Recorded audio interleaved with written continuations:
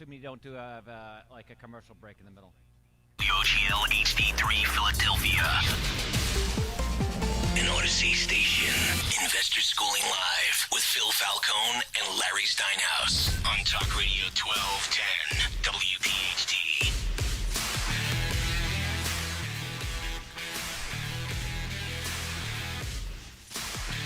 Good afternoon and welcome to Investor Schooling Live. Coming to you from Investor Schooling headquarters.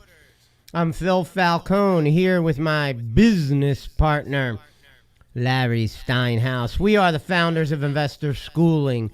Get ready to learn real estate investing and stock option investing. You can call us anytime during the show with your questions at 855-939-1137. That's 855-939-1137. Yeah, that's right. We're a live program, so you can call us anytime during our show, and we will take your calls. Don't worry about what we're talking about, because we love to take your calls. So, Investor Schooling is located in Langhorne, Pennsylvania, serving the Philadelphia area in a real brick-and-mortar building. That's correct. We are local Philadelphia guys, accessible to our students a minimum of 2 nights per week. Learn this business. That's the business of real estate investing and stock option investing from people who live it every day.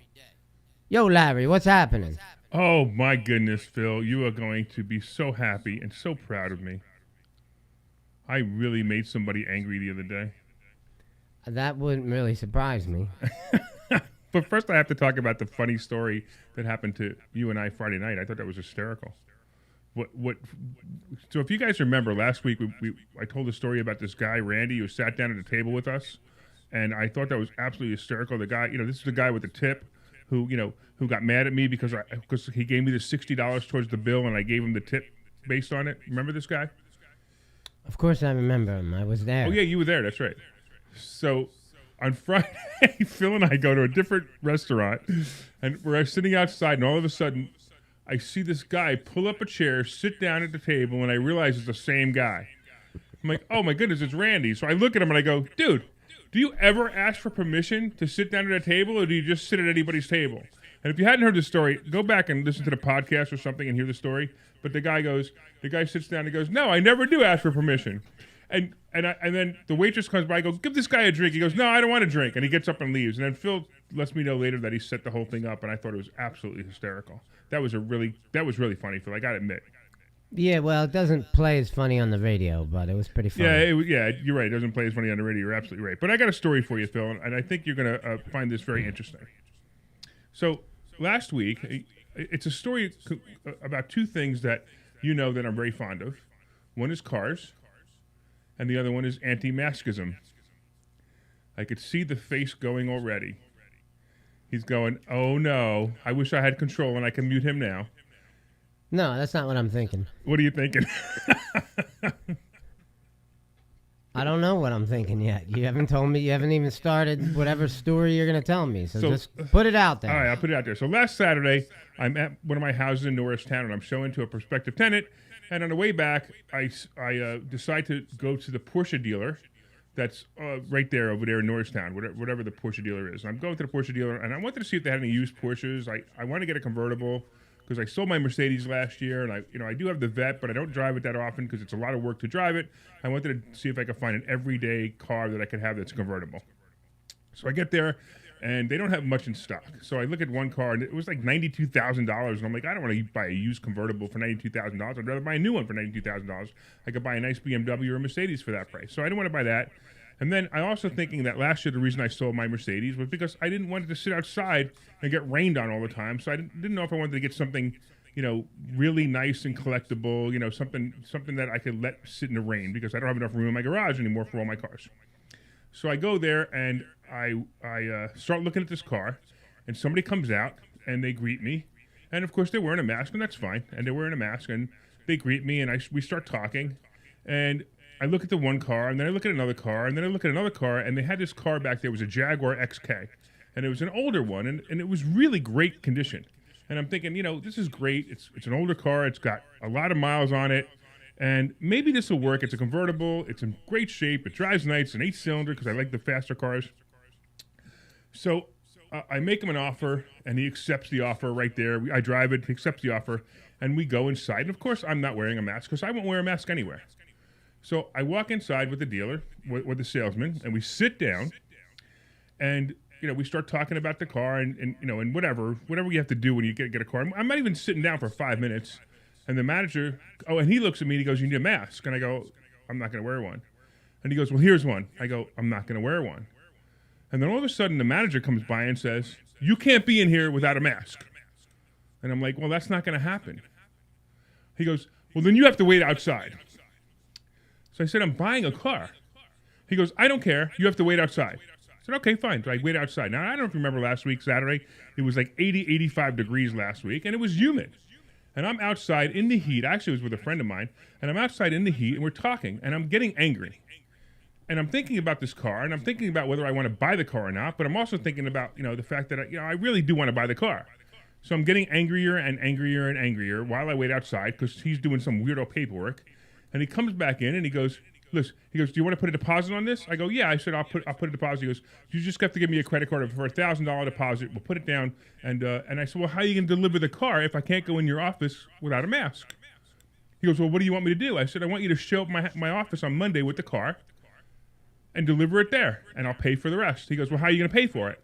And I said, "I don't know." I said, "I'll give you cash. I don't really care. I just want to, I just want to be out of here."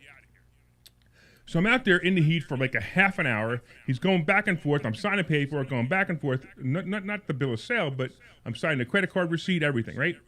And finally, he says, "All right, great. I'll see you Monday." And I get in my car, and I'm fuming. I'm really, really angry that these people did this to me. So I figure, I go home and I talk to my wife about it, and she's like, "Why would you let somebody treat you that way?" I'm like, "You know what? You're absolutely right." So she said, "You should cancel the car." And I said, "No, I think I really want it." So Monday comes, and I figure the guy's going to call me in the morning, and I'm going to treat them the same way they treat everyone else. So I'm going to make an appointment with the guy. And my appointment in my head was at 2 o'clock. So I figured I'm going to make this appointment at 2 o'clock. He calls me, he leaves a message, and just decides to say, "I'm on my way." And then he comes, and I was in the middle of a meeting. We had a sales meeting that morning, and I'm in the middle of a meeting, and he comes in, he knocks on the door, or he rings the doorbell outside the office, and he's wearing a mask. And one of our employees lets him in. And he walks in, and I go, "What are you doing here?" He goes, "I'm here to deliver the car." I said, "I don't have anything open until 2 o'clock. And he says, "Well," he says, "can you take care of it now?" I said, "No, I'm in the middle of a meeting. I can't take care of it until 2 o'clock. And I said, "And by the way, take that mask off. You're not allowed in my office with that mask on." You should see Phil's face right now. He's going, "Please stop." So I go, "Why don't you wait for me till I'm ready?" So he goes outside, and he wait, and he said, "Should I wait in here?" I said, "No, you have to wait outside, just like you made me wait outside." Hour and a half later, I go out there, and I drive the car again. And the funny part was I get in the car, and I turn on 1210, and I realize that the AM radio doesn't work in that car. And I looked at him, I go, "The AM radio doesn't work in this car. Can you at least have it fixed?" He goes, "No, it's being sold as is." And then I pulled it back in, and I said, "You know what? The way you guys treated me the other day, I don't even want the car." I said, "Just refund my money," and he drove away. And that was what I felt was the right thing to do. And Phil, what do you have to say about that? Let me tell you a little bit about the topics I plan on talking about on this radio show today. Besides that long drawn-out story about the fact that you made the guy sit in the parking lot and he wouldn't let him in the building. That's it. When do you think the real estate market might crash? When masks come off. Is there anything people spend more on than their home? Is there a way to maximize profit in the next crash? Why do you think the stock market is heading south? What does the future hold for professional investors? And I like this question. If you've never invested, how do you intend to survive in the future? And then last but not least, our stock option sultan will be here in the last 10 minutes of our show with the picks of the week. If you're an investor who buys stocks or buys options, you definitely want to listen to the stock option sultan. We also got a question emailed into us today. Who is this property pimp guy?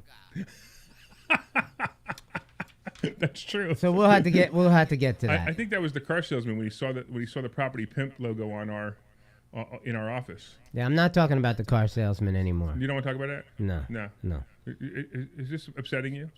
No. I just don't want to talk about the car salesman. Okay. Well, by the way, what kind of car were you buying? It was a Jaguar, What, an F-Type? an XK.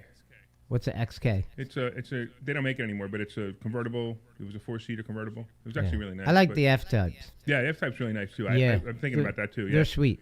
Yeah, it's a nice car. Yeah, So, like but- if I but- were to buy another car, that's what I would buy. So I'm debating. But whether I'm I not should- going to buy it from the guy that you were trying to buy it from. No, I agreed, definitely. Yeah. Yeah. Okay. Cool. Well, now you're talking about cars again, and we're boring the audience. It's my fault. Yeah, it is your fault. Everything is your fault. I got to tell you something also last week that somebody got upset. So Joanne Saprisi, she's a host on another radio show, and she was listening to the show last week, and she got very upset about the fact that we were using some sound effects in our show. She did not like the sound effects that we were using. What sound effects were that? That was the sound effect where we had the toilet flushing. Who is Joanne? Yeah, she's on a show. She's on a show that is it's called Conservative. I forgot what it's called. The Conservative Voice, I think it's called, on your favorite radio station with Sam Spicer. Okay, and why is she telling us her opinions of our show? I don't know. She just didn't like it. She didn't like the toilet flush sound effect. Fascinating. I will handle that complaint with the utmost importance. All right, this one's for her then. No, I guess not. How about that one? Can we get to something that has to do with real estate and stock options, will you? Let's go right into the first question. All right. When do you think the real estate market might crash? I'm going to say actually soon. And I don't mean soon like next week. I mean soon like in a year or possibly two. And it's really going to be, unfortunately, I thought it would never happen again. I think we're going to have another 2008. And I really do. I think it's unfortunate that this government overreach last year has destroyed many things in the economy that is going to take effect in about a year or Which two. government overreach are you referring to? The COVID thing. Oh, which particular one? Yeah. Well, the biggest one is the COVID one. Because if anybody dies of anything but COVID, it's not a tragedy. Anyway, boy, this is the downer show today. Well, stop telling long, drawn-out stories about cars. Okay, or masks. All right, or so COVID. have you heard any dates of when the moratoriums on evictions is going to stop? I believe in the cities that are still pushing it would be December.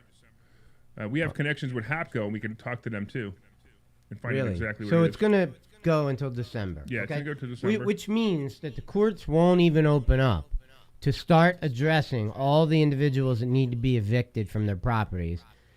And the landlords won't get any reprieve for quite a distance down the future. I would say at least a year to a year and a half, because It'll be backed up. absolutely, because the courts, they couldn't do it efficiently when they did them consistently. Absolutely. So there's absolutely no true. way, Yeah. if you back them up a year and a half, there's no way this thing's going to go for another year and a half. Beyond December of 2021 is what you're saying, which means that the crash, if I had to do a quick calculation, I'd say we're going to have a crash in July of 2022.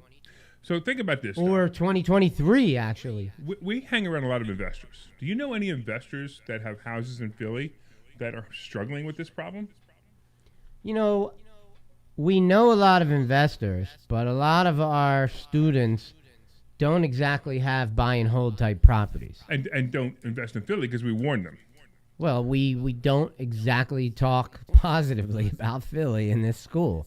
Yeah, well, And the reason we don't, investing in Philly, yeah, the absolutely. reason we don't is because we tell the truth about when the government of a city is against you for investing in their town, for buying poorly shaped houses and fixing them up and spending money at Philadelphia stores, which generates tax dollars, creating jobs for contractors and subcontractors to come and do the plumbing, do the painting, do the roofing. When the city is against that, it tends to make me think, if you don't want me here, I'll go somewhere else and do real estate deals. Not like I Exactly. can't. Exactly. I know a place called Florida where I'm more than welcome to come down there. I don't need a license to be a landlord. I don't need 4 licenses like they have in Philly. That's right. You're hearing me correctly. You need 4 licenses to be a landlord in Philly. Possibly you might only need 3 depending on what you do if you don't wholesale. It's ridiculous. So okay, so I'm gonna make a prediction right now based on what we've just discussed that sometime around July 4th, 2023, we're gonna be due for a crash. So 2023 we're due for crash, but it's not necessarily about the evictions. It's about all around. It's about, when we talked about it last week too, it's about the fact that they had these mortgage deferments, which I think were insane. That some of the people that took them, like you were saying, that you just pushed a button and you got it. That was crazy. You remember that guy's house I took you to in Philly where the guy could hardly speak English? Yeah. Right. He is still, I have an agreement of sale to buy his house, right? And I told him I won't buy it until you evict the tenant. Right. And he doesn't know how to evict a tenant because he course. never got his proper licenses. Of course. And I told him, I walked him through the whole process. I said, you got to go to HAPCO. I spelled it for him. I told him where it was. I gave him the address. I said, you got to go down there. You got to do all these steps. And then when you get the tenant evicted, I will absolutely buy your house. And this thing's going to go on for until July of 2020. He's going to be in lots of trouble. Yeah, because he's never going to be able to even stand in a courtroom and argue his position. You're absolutely right, and it's sad when you watch some of this. But that guy also, he doesn't know anything on the property. He's not hurting. It's not good. He's not getting any rent. He's not getting any rent, but he's not hurting. He lives off of that money. He needs it. Is he? Okay. Yeah. This guy doesn't have. This guy doesn't have a lot of money. That's the reason he wants to sell the house because he knows his house is worth X and he wants to sell it to me, and I'm happy to pay him, but I'm not going to buy it as long as there's a tenant in there. And this is a tenant who's defying him. He speaks to her. He only lives 2 doors away. He owns a property here and he owns a property here with 1 property in between. So he's talking to this woman on a regular basis and she's not leaving. Yep, I totally get it. But also the pricing of houses is getting ridiculous as well, and people aren't getting more money now. I mean, the influx of money, the flood of money came in. The flood of money came in via SBA loans and IDA loans and PPP loans, and all that's going to stop. And when that stops, and when whatever this stimulus, which I still find it hysterical that everybody was so excited over, what, $3,200? I mean, who cares? It's absolutely silly when they without. I mean, I didn't even get them. I didn't even apply for it. I didn't get them either. You get it automatically if you're. Well, I didn't even get it. I make too much money anyway. Yeah, right. Exactly. Right.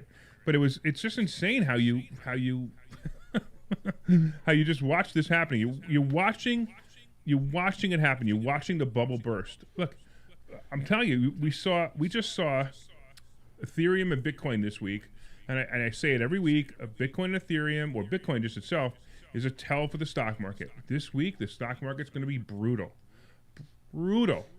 and it's going to start to take down the rest of the economy. It's going to take down the mortgage, the housing industry. It's going to take down the car industry. It's going to take down everything. It's going to be insane, and we're going to sit here and watch it. Do you know that car? I mean, I mean, I know you don't talk about cars, but I will for a moment. Do you ever go drive by a car dealer lot right now? They're empty. The lots are empty. They can't get the cars. And they can't get the cars because of what happened during COVID. They had all these people not working. The cars weren't being built. It's the same thing with lumber. Why lumber is twice as much money. It has to stop. What goes up eventually has to come down. You know that video I made that I haven't shown you yet? Yes. It's entitled, Trees Do Not Grow to the Sky. Yes. Tell us about that video. Yeah, I'll get into it in today's show. Okay. All right, so what we're saying here is we think that the real estate market is definitely going to crash in this area, but we're probably projecting mid-2023. That's what I think, at least. So let's go to the next question. Is there anything people spend more on than their home? Well, it's kind of a weird question. Why? Because when you say more than their home, I mean, it's kind of obvious that the price of what their home is, if it's $300,000 for a home, it's obviously higher price than a car or anything else. Well, right? that's not what I meant. When I wrote this question, I was more thinking of improvements that you would do to your home. Oh, you mean like if you Yeah. And People love their homes. They spend Right. tons of money on it. Yeah, and again, you might have somebody with a condo, and the condo doesn't. You can't spend much money on a condo. I mean, what can you spend? $30,000 at most if you do the kitchen and two bathrooms. Well, you can't spend a whole bunch of money on your car without making some kind of silly improvements. Like I've done that. Making it faster, making it louder. I don't even understand that for 1 minute. Ever been in New Hope sitting down by like a restaurant and a motorcycle comes by? The thing is so loud you can't hear yourself think for 20 minutes while he moves it backwards and forwards and backwards and forwards until he gets it in the perfect parking spot. Man, I don't know. That's me usually. really? Yeah. And by the way, in Harley Davidson, you don't have to wear a mask. Is your motorcycle real loud? It's loud. It's Okay. It's not extra loud, but it's loud. Well, let me just add another checkbox of something I don't like about you. That's like. Let me tell you something, Phil. If you had to add the checkbox of my motorcycle being loud that you don't like me, I'm doing pretty good in your book. Last night, Friday night, we went out to dinner, Larry and I and our wives. And then my wife on the way home said, why don't we go get another cocktail? So we went to this bar, and here was a bunch of people who knew Larry. And I had to listen to several of them complaining about Larry. Yes, you can come to investorschooling.com and RSVP this Thursday so you can talk to me and you can find out why everybody doesn't like me. Well, why you're a very valuable person to know, but I'm extremely obnoxious. I understand. Yes. Okay, so is there a way to maximize profit in the next crash? Oh, by the way, just real quick, 855-939-1137. You guys can call in, 855-939-1137. It's been a half an hour. We haven't even told the number yet. 855-939-1137. Please call in. Tell me if you like my math story, or if you never want to talk to us again because of the math story. Find out, if you think the real estate market's going to crash or anything else you want to do to talk about money right now. 855-939-1137. All right. By the way, I just want you to know that Phil texted me, the producer of the show, texted me and said that he really appreciated my story, my math story. Well, he's what you might call a buck kisser. All right. He gets paid no matter what. He doesn't get paid if he likes my story. Is there a way to maximize profit in the next crash? Oh, yeah. Okay. So if you were at Investor Schooling on Thursday night at 7 o'clock, if you listen to my commercial where I say, get your butt to Investor Schooling, you can learn something. I was talking about what I did after the 2008 crash in Florida, which made me quite a bit of money because of the investments that I made down there. I went down to Florida.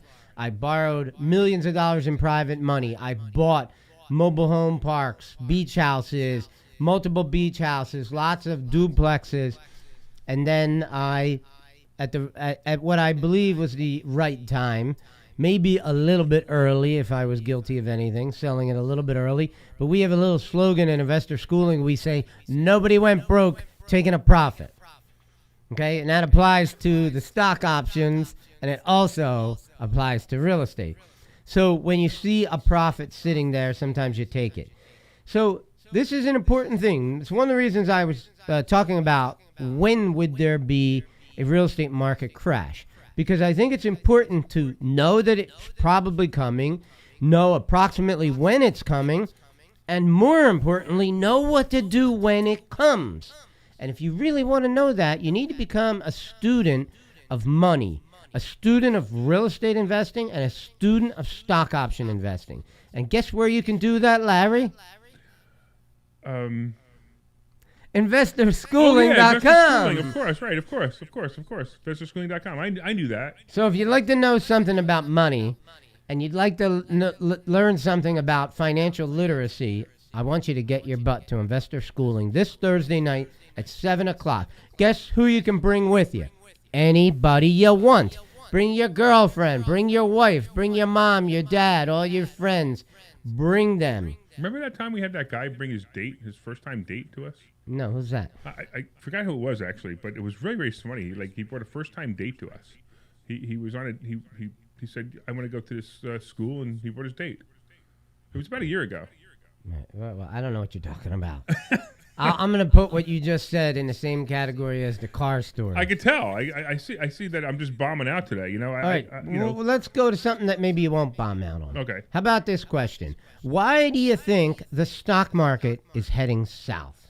All right. So the stock market, yeah, a whole bunch of stuff is about to happen. First of all, we have the Biden effect going on, and you know whether you're a conservative or a Republican or a Democrat or whatever you are, Biden is definitely going to affect the market, and it's happening. It's already happening. Affected in which way? It's going to go down. It's Negatively. going to go down a lot. Yeah. Now, I'm not. I mean, we're not looking at a crash like last year for the temporary COVID kind of crash.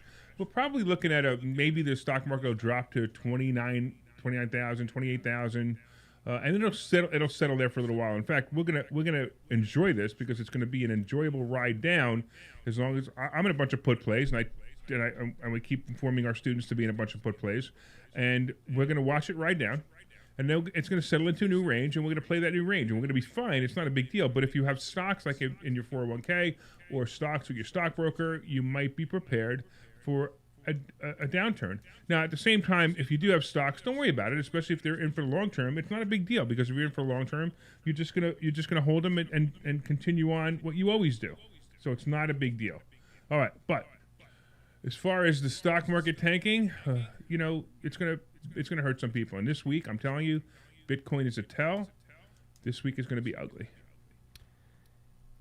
Well, I know that you've been saying that for quite a while, that Bitcoin is kind of an indicator of what's going to happen in the following week, and you've been pretty accurate on that. Yeah. And you did that all by yourself without the help of the stock option sultan. Yes. Who will be here, by the way, at the end of today's show. He won't be in the bathroom, from what I understand. He might be. I think he will be now that we've got someone who that bothers. I think he will be in the bathroom. I can't find the sound effect. We work really hard at Investor Schooling to develop a strategy to make incredible amounts of money off of stock market options. And it was going awfully smooth. Yeah, it was. It was going great. Until the Biden effect. Yeah. Definitely. And, boy, we're still going to deal with it, and we're still going to have opportunities to make lots of money, but definitely it feels like the government is working against us, very much like the Philadelphia government, the local Philadelphia government is working against real estate investors in that city. And one of the reasons that Mr. Phil Falcone, is focusing on real estate deals in Florida. Because I don't want to fight a 9,000-pound gorilla. What I want to do is go conduct myself as an investor, as a free individual, buy properties, sell those properties, improve those properties, make money. Actually make money. And I know that the whole government today is, we're going to have the rich pay for everything. Yeah, sure. Okay, let's go to the next question. What do you think the future holds for professional investors? Yeah, so this is great. So there happens to be a lot of amateur investors out there, and those people will disappear. They will get scared. They don't understand that when the real estate market is down, that's the time they should be buying up real estate like crazy. And then you and I, we own a bunch of real estate, and what's going to happen is whatever value, let's say it's $5 million worth of real estate that I own, or $100 million worth of real estate that you own, that number might drop, and that's fine. So it drops a little bit. So it's only $3.5 million, and it's only $50 million for you. Who cares? You wanna buy some real estate? What do I want to buy? Your real estate? Yeah. What are you gonna sell me? I'll sell you Executech Suites. I'll buy it. Yeah, we're gonna put a big number on it though. You know what? If the numbers work, I'll take it. I thought you were never going to sell that. If I move to Florida, I might want to. Will you do owner financing? No. Well, why not? We could talk about it. All right. Well, I would consider buying Executech. Absolutely. All right. As long as Terry stays there and runs it. No, that's not going to happen. Oh well, then it's worth half of what you paid for it. So what concerns do you have for professional investors? What do you think is going to happen? I think those are the people who are going to hit it, and they're going to hit it big. And they're still going to make plenty of money. They're going to make plenty of money. Right. In fact, I'm telling you right now, and Well, that's good because I consider, we're professional investors. Yeah, absolutely. So- And just like I've been saying in class, start getting available credit lines, start getting money, start having cash put aside, because when the market tanks, you're going to be the only one who's going to be able to buy stuff. You need to get HELOCs. You need to get the HELOCs ready to go, so when something comes up, you can buy it. You could put 30 to 40% down where somebody else has no money and they can't buy it. You're going to be the only one out there. You see a cash deal, that's an incredible cash deal. Somebody's selling a $150,000 property for $100,000, and you're the only one who can buy it. You're buying it. That's how a lot of us made a lot of money. Now, how that money came to us now. Right. You need to be ready to go. Not only that, but the fact that real estate prices are at an all-time high right now. So if you go and apply for a HELOC from a different bank other than the one that you already may have a HELOC with, the new bank is going to use the new numbers. Correct. And the new numbers are going to be significantly higher than the numbers you currently have.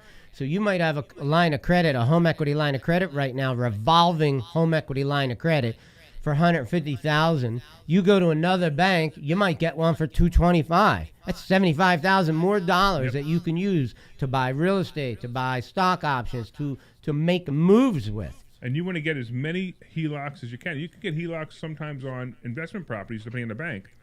And you want to be able to have those all ready to go. Credit cards. I mean, we teach people to get credit card access, because eventually what's going to happen, and it happened last year. Did you have any credit cards that lowered your limit last year?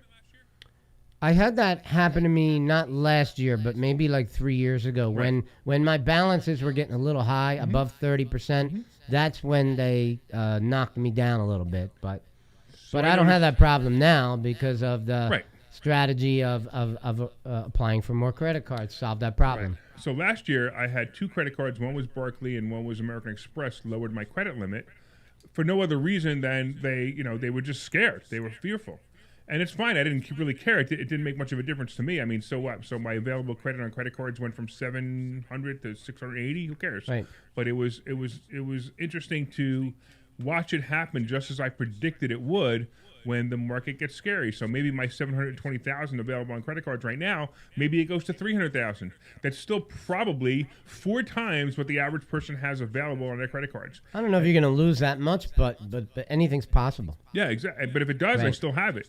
And So that's just to why I have all these other credit cards ready to go. Yeah, so just to explain to people what we do about that, right? So if you go to Credit Karma, for example, there's a lot of explanations about what goes on with your credit score. And yes, it's true that every time you apply for a new credit card, your credit gets a minor ding, but it's a temporary thing and it comes right back. Right. So the idea behind it is you apply for more and more credit cards, more and more credit cards. You don't necessarily have to use the credit cards. You just keep applying for them.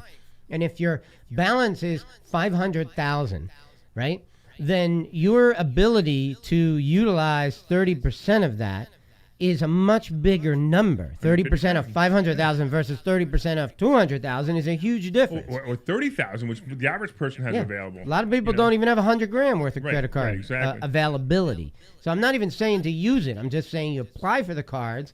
You don't use the cards, or you use them very, very sparingly. And what happens is, all of a sudden, your ability to hit 30% is almost impossible, right?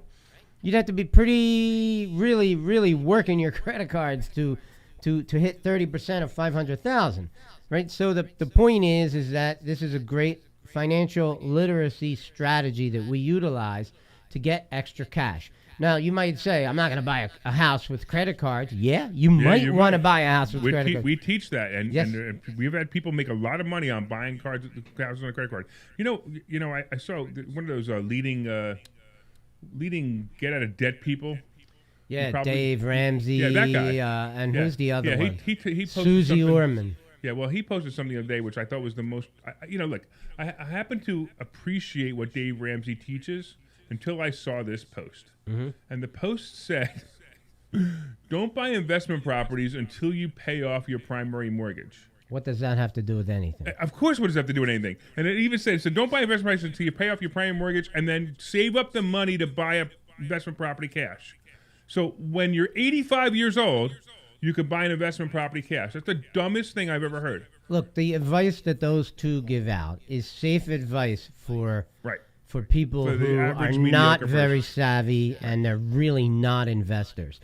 What the advice that we give out is the most advanced advice that you need to hear if you truly want to be an investor. You truly want to make money in the real estate market as an investor. You truly want to make money in the stock market as an investor. You need to be at Investor Schooling. You are officially invited this Thursday night. Just go to investorschooling.com, put your name and email address in to save yourself a seat.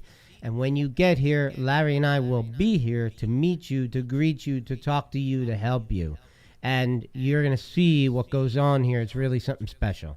It's different than anything you've ever seen before. I mean, if you've gone to those 3-day sales pitch seminars, you'll understand why we're different, and you'll totally get it. By the way, if anybody wants to call in and talk about anything, 855-939-1137, 855-939-1137. If you're the Porsche dealer and you're all mad that I just went and told that story, feel free to call in too. 855-939-1137. I thought, what Porsche dealership were you at? It was the one in near Norristown. I think it's Conshohocken. Yeah, I've been. I don't really like the Porsches, to tell you the truth, but they look like toys to me. They look like I can't pick up a Porsche and flip it over, but it looks like I can. I know what you mean. Yeah, I just think they're too small, and I'm not a big guy, but I just don't like them. Yeah, I understand. Sure. Yeah, sure. yeah. I like my BMW Yeah, your Z4. BMW is great. He's got a Z4, and if you have never seen a Z4, it's wrapped in I Buy Houses. And I tell you what, some people say, why would you wrap a Z4 in I Buy Houses? First of all, I think his Z4 looks better in the wrap than the car does normally. Yeah, it looks cool, but I'll tell you, that car is a lot of fun to drive, man. I drive that thing like crazy.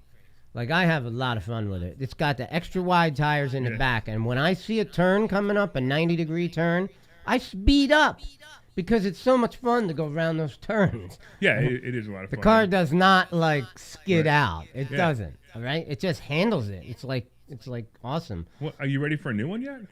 You know, if I was going to get a new one, I don't know that I'd buy a brand new one. I like buying cars used. Right, me too. Right, so take the car that I'm driving right now. People have come up to me and said, "How much does that car cost? $150,000?" I'm like, dude, you don't know anything about cars. Yeah, especially a Z4. A Z4 wasn't that expensive even. Yeah, no, the brand new, they were like $70,000. And I went into a dealer who sold them used, and I found one with only 5,000 miles on it that was 4 years old, but only had 5,000 miles on it. And I bought it for $35,000. Cool. Yeah. Great price. All right, 855-939-1137, 855-939-1137. Do we even want to bother with a commercial, or do we just want to keep going? Let's do one commercial. All right, do one commercial, Phil. Take us out. Hi, I'm Phil Falcone from InvestorSchooling.com. I'm inviting you to a complimentary class in Langhorne this Thursday night at 7 p.m. I will teach you how to buy ugly houses and make them beautiful. As a bonus, we will also teach you stock option investing. So get your butt to this meeting, 7 p.m. Thursday night, Langhorne. Yeah, you can go all the way to, like I said, 5945. Okay, cool. All right, cool. Hey everybody, it's Larry Sinus from InvestorSchooling.com. You heard my partner Phil Falcone tell you why you should be there this Thursday night to learn about real estate investing and learn about stock options trading. We're telling you right now, you will make more money than you've ever made in your entire life if you learn these two skills. Be there this Thursday night at 7 o'clock in our Langhorne headquartors. Go to InvestorSchooling.com. Pull over right now. Take out your phone and go to InvestorSchooling.com. RSVP right now. InvestorSchooling.com. See you Thursday. All right, you're back.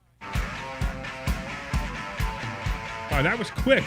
I'm excited. That was a quick commercial break. Awesome. Welcome back to Investor Schooling Live. Hey, if you want to call in, 855-939-1137, 855-939-1137. We're talking real estate. We're talking Stock options. We're talking cars. We're talking get your butt to Investor Schooling this Thursday night at 7 o'clock. We're talking mass stories. You want to get into the vaccine? No. Phil wants to keep this. Phil wants to make this a serious show. Well, I'm always willing to have fun and everything, but I want to, stick to the topics. All right, fine. I'm sorry if it's just, if you're just boring. Okay, well, I'm going to talk to some people out in the audience if that's okay with you. You do that. Hey, Mr. and Mrs. I've never invested. Is that you? Are you and your wife a couple who've never invested in real estate, who've never invested in the stock market? If you've never invested in either one of those two vehicles, call me up and tell me, how do you intend to survive in the future? Is it just going to be your job? You're going to have income from your job, and you're going to do that for the rest of your life. To me, that's a terrifying plan. I haven't had a job in probably 30 years now, the last job I had, okay? But I understand not everybody can do what I've done. But the point to it is, I was always terrified of having a job. I did have a job at one point. I was a salesman for bakery equipment. I worked as a mechanical engineer. I have a degree in mechanical engineering. And I made decent money. But I was always afraid, especially because I'm a real wise guy. I'm a joke cracker. I always argue with my bosses and that kind of thing. And I'm definitely the kind of guy who's very prone to being fired or let go because of insubordination, right? That's why the world of being an entrepreneur and having an entrepreneurial mindset has attracted me from a very young age. My parents were entrepreneurs, and I saw the fact, I was so proud of the fact that my parents had their own business, and they didn't need jobs to have to rely on providing for their family because they just made it happen. They just did it, okay? My mom ran a printing company that we had. My dad did the physical printing. My mom did the sales, did the marketing, did the bookkeeping, did the legal work. She did everything. My dad did all the printing, the physical printing that we had in a basement of our house on Pine Road in Pine Valley in Philadelphia. And they never found out we had it there. Da-da-da-da-da. Anyway. Ooh, I'm telling. How are you, who've never invested before, but probably always wanted to, you need to get your butt to investor schooling. We're going to invite you to a class. It's a complimentary class. And during that class, we're going to show you some of the special things that we do for people. It's not like anything you've ever seen, all right? We do have classes on Thursday night, and then on Monday nights, we have a completely different kind of meeting. You need to see the process. If you've never invested before, you really need to get your butt to investor schooling on Thursday night at 7 o'clock, because I don't think you're going to be able to survive in the future without having something in addition to your paycheck. Having a paycheck is fine, and if you're comfortable having it and you like your job and all that, that's cool. But you got to do something with the money that you're making. You got to do something with it. And if you don't know how to do that, we're the guys that want to teach you how. Wow, that was some speech there, Phil. I got to tell you, I'm pretty impressed. We should turn that into a commercial or something. Oh, wait a minute. We're on the air. We kind of just did that. I think it's already a commercial at this moment. So? Yeah. I mean, we could have Paul, download it and just we could put clips of it all over Facebook and let everybody know how you feel about them. So, is the stock option Sultan here? I don't know. He might be in the bathroom. I haven't heard any noise in the bathroom.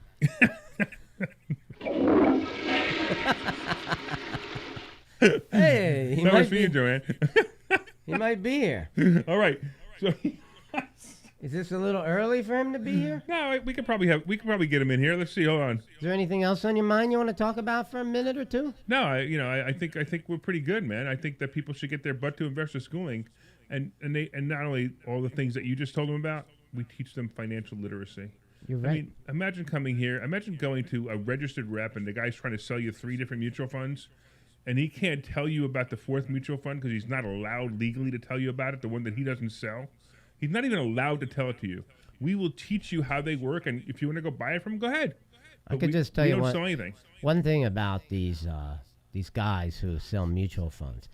If I hear those commercials about, I'm a fiduciary, those commercials are making me sick. It's sad when they say they're a fiduciary because they legally can't be a fiduciary. Legally, the legal says that you're supposed to be responsible for somebody's money, right? Fisher Investments started these stupid commercials, and now everybody's a fiduciary. Yeah, it's a shame. But I don't like when people use words I can't spell. You mean like this one? He sounds like a mafioso shyster. When are you ever going to get rid of that? You want me to delete it? I'll delete it right now if that's really what you want me to do. No, actually, it's your favorite button to push, so I don't want to take that from you. All right, you ready? Stock option sorting.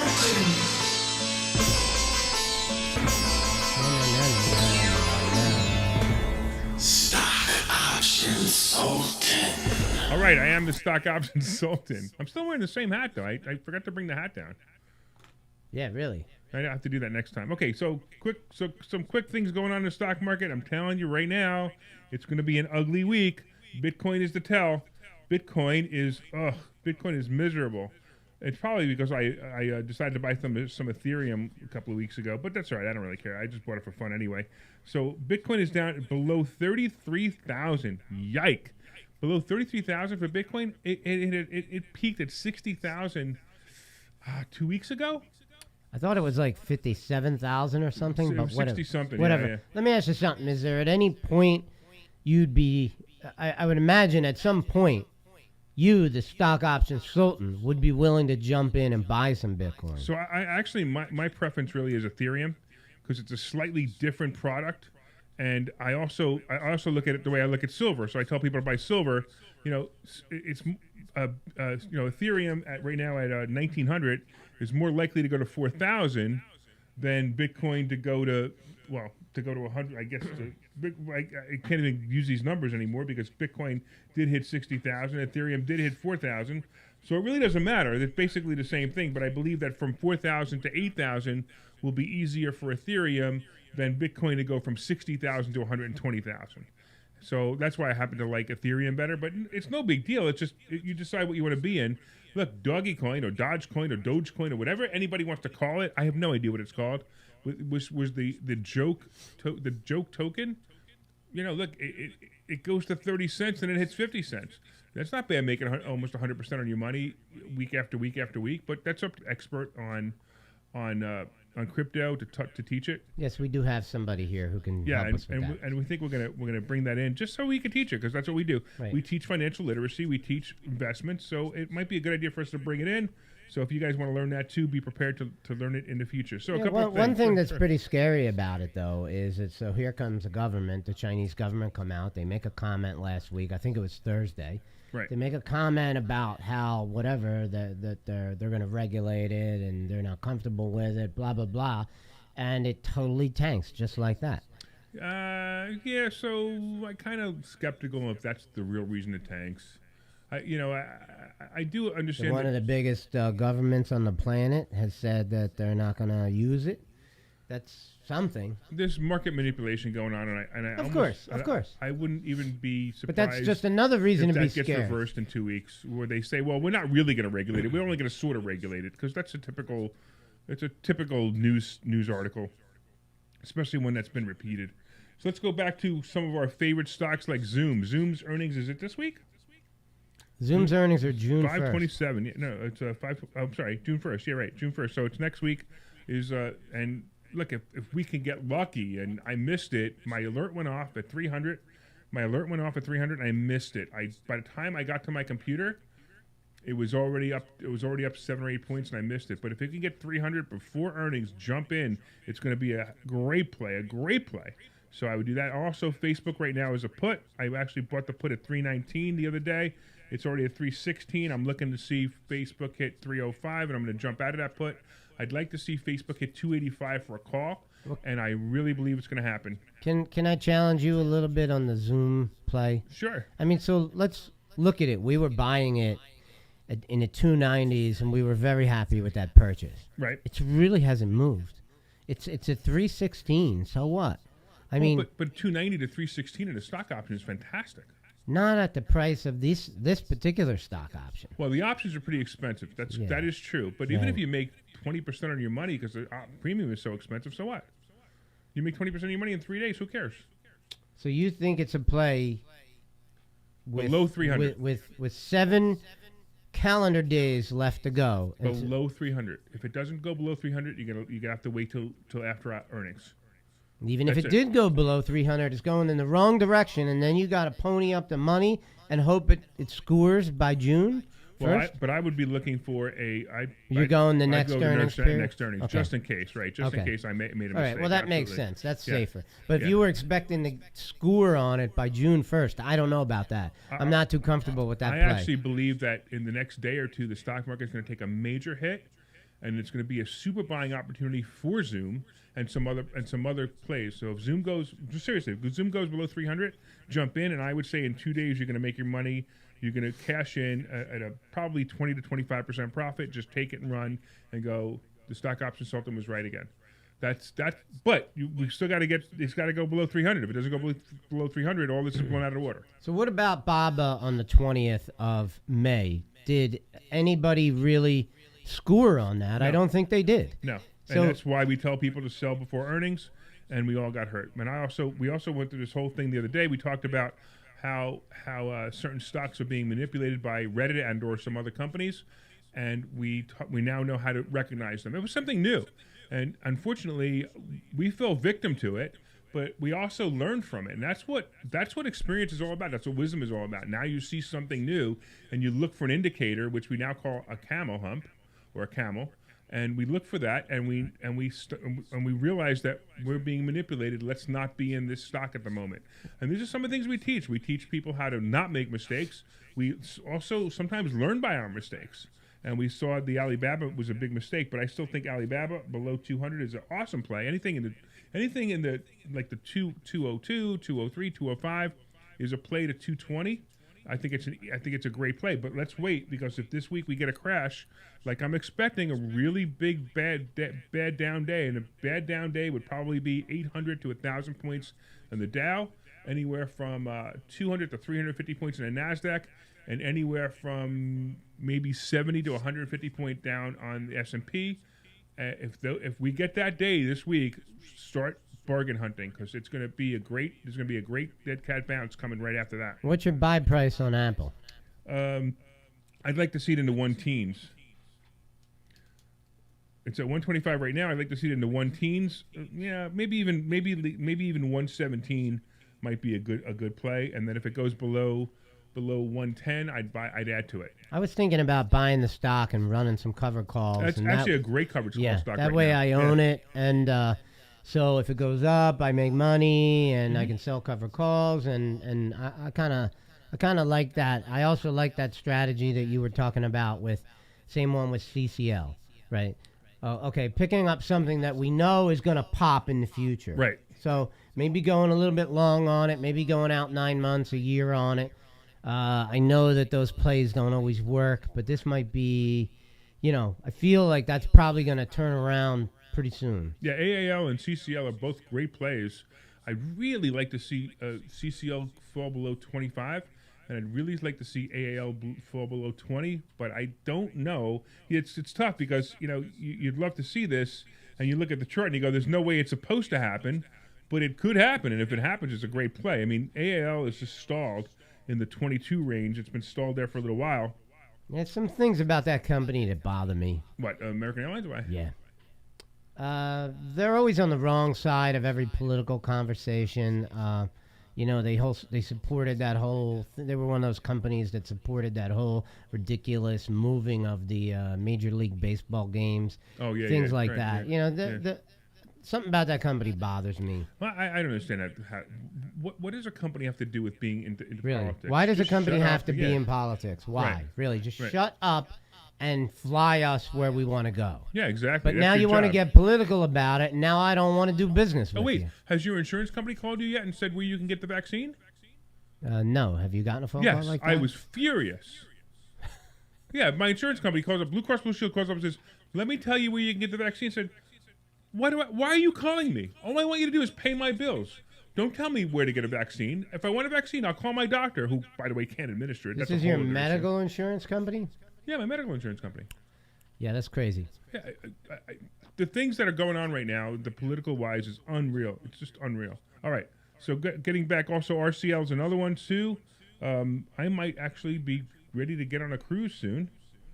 All you have to do is say, hey, no masks, and I'm good. It would I'd like be to nice. see RCL hit 75. That would be great if it can get down there.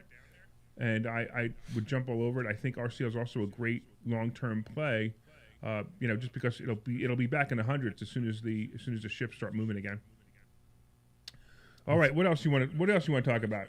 I just wanted to comment that that's probably gotta happen soon.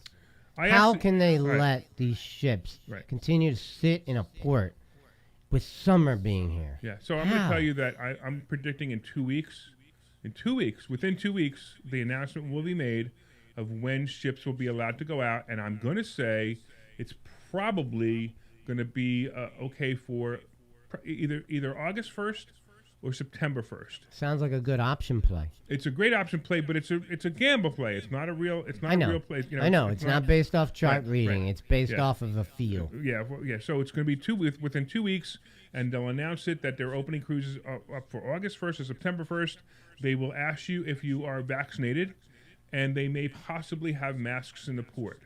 And I'm not going because that's ridiculous. I want to go and enjoy myself. I don't If you wanna have wear to a freaking be mask. vaccinated, well, I'm not going to be. I will Right. not be doing that under any circumstances. Yeah, and a year from now, that will all change too. A year from now, Yeah. people will forget about it. Oh yeah, what's COVID? Who cares? No one cares about it anymore.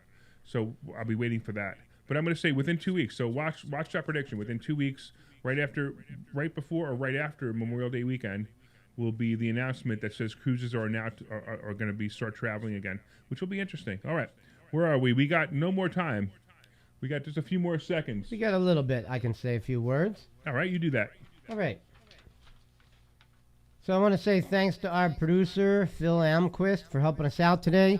If you're interested in becoming a sponsor on our show, email us at info@investorschooling.com. That's info@investorschooling.com. Are you in a business where you like to do business with realtors, with investors, people who are investing in the stock market, people who are investing in the real estate market? If you're in a business that works with people like that, then you definitely will want to be an advertiser on our show. Just shoot us an email, info@investorschooling.com, info@investorschooling.com. We are